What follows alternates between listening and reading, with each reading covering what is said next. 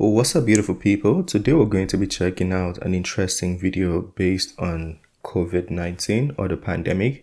This one is titled Journalist Reveals the Truth About mRNA Vaccines. mRNA, messenger ribonucleic acid, just for those who wanted the full version. But I'm excited for this one. I'm curious. Let's get to it. The mRNA vaccines, the adverse event rate was 1 in 800. And this is from a study published in Vaccine by Dr. Freeman, Dr. Sander Greenland, who's one of the foremost international biostatisticians in the United States, Dr. Kaplan, Dr. Peter Doshi.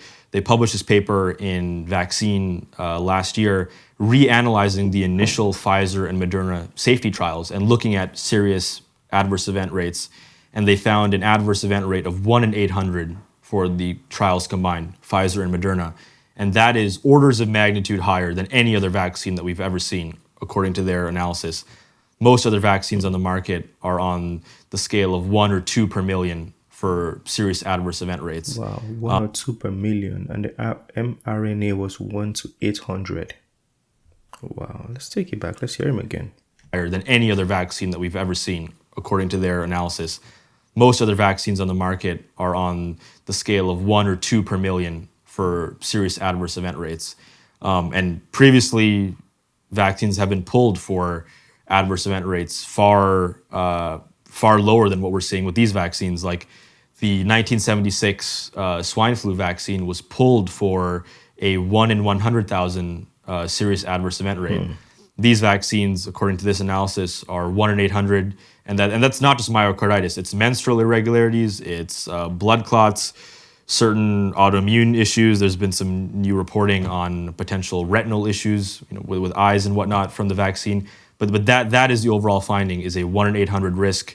And according to their research findings, the overall serious adverse event rate from the vaccine surpasses the reduction in hospitalizations from COVID as a result of getting the vaccine. So on a cost-benefit analysis, they found that the vaccines actually cause more harm than benefit, but they didn't have age-specific data from Pfizer and Moderna. So it could be the case, and it might be likely, depending on who you talk to, that the vaccines on net for everyone over 60 could be net beneficial for that age group. But for as you go lower down the age demographic, it seems very, very likely, according to this rock-solid study, that the vaccines could have been potentially net harmful for at least healthy people in their 20s, 30s, and 40s, meaning that it's not that people are dropping dead everywhere from the vaccine, or that people are getting cancer from the vaccine, but that on net, if you look at how many people were protected from the vaccine, let's say healthy people in their 20s and 30s, the actual rate of vaccine injuries would be higher than the reduction in serious COVID outcomes. So studies like this were published, yet they were being hidden or concealed from people. Why is he saying this now? Why didn't he say it? I mean, I don't blame him for it, because I know he probably would have been cancelled or lost his job for saying this at the time. But it's information we should have known. A lot of people that took the vaccine would have at least loved to know this. Yeah. Even at the time, I couldn't even speak about it myself, so I don't even blame him for it. Vaccine injuries would be higher than the reduction in serious COVID outcomes. There's some interesting data by Dr. Christina Bell. She's a Danish researcher, and Dr. Martin Kulldorff, who's a colleague of Dr. Jay Bhattacharya. He's one of the foremost premier vaccine safety experts, and he did an interesting analysis of the different COVID vaccines and what the overall findings are. And in his analysis, he's shown, and this is from this Danish researcher studies, showing that the adenovirus vector vaccines, the AstraZeneca, Johnson & Johnson, as well as some of the other ones, they did decrease overall mortality to some degree, but the mRNA vaccines did not. So mRNA vaccines did not help at all. Wow. I remember we saw a video of the Congress. I think that's the executives on Twitter were being interviewed. And they asked the executives, "Are you medical doctors?" And they said no.